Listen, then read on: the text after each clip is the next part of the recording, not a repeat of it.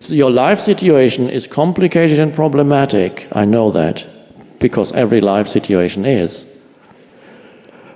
But that complexity cannot be now. Now is always very simple. Just this. There's nothing complex about this moment. Can't be, because it's only this.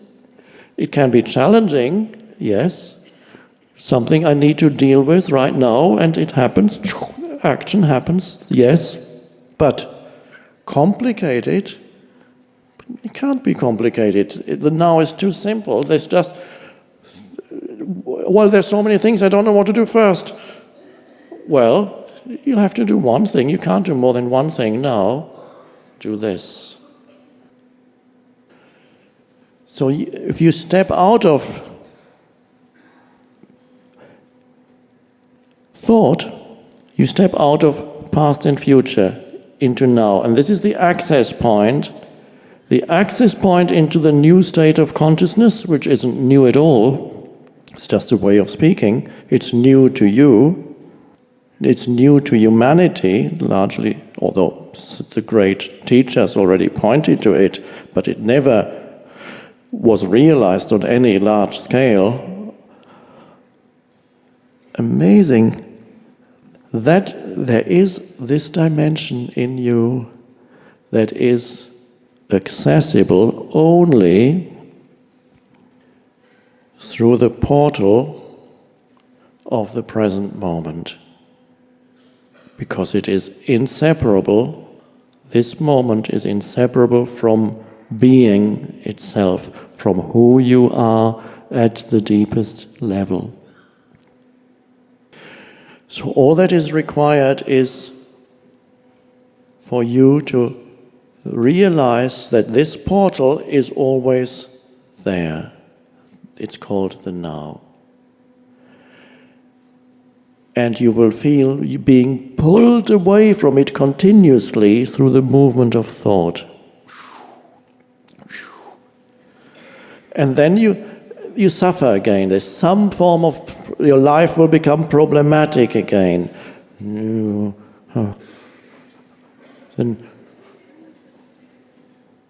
then you remember, okay, what's the problem at this moment? With that question, it's kind of a useful question, comes an alertness. What is alertness? It is consciousness without thought.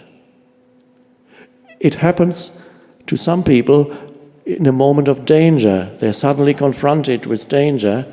Thought cannot cope with it anymore. It has no experience of this situation. Thought, sometimes in danger, when your life is threatened, thought suddenly collapses.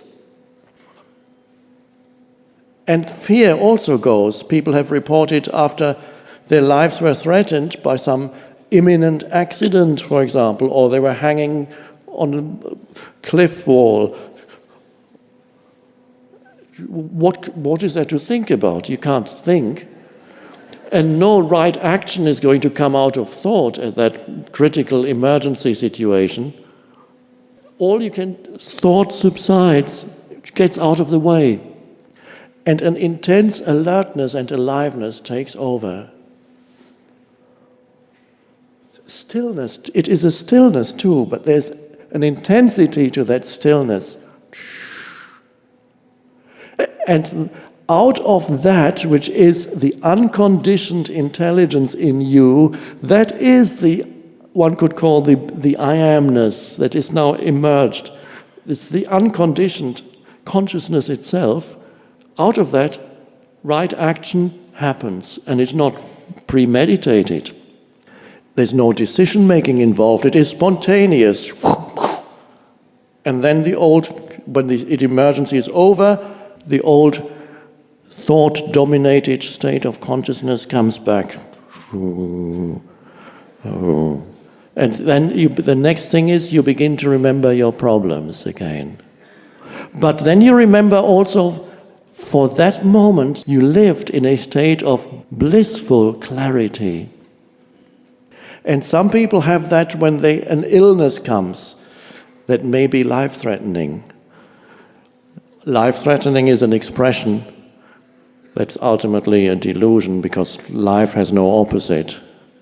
People think life and death doesn't exist. Birth and death, yes. Life has no opposite.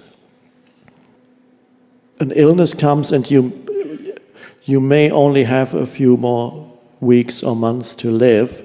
That can also wake you up out of identification with the story, because the story becomes so burdensome and unhappy that you cannot live with the story of me anymore, because I haven't got enough time to find myself in the story anymore. And it pushes you out of identification with that mind movement. That mind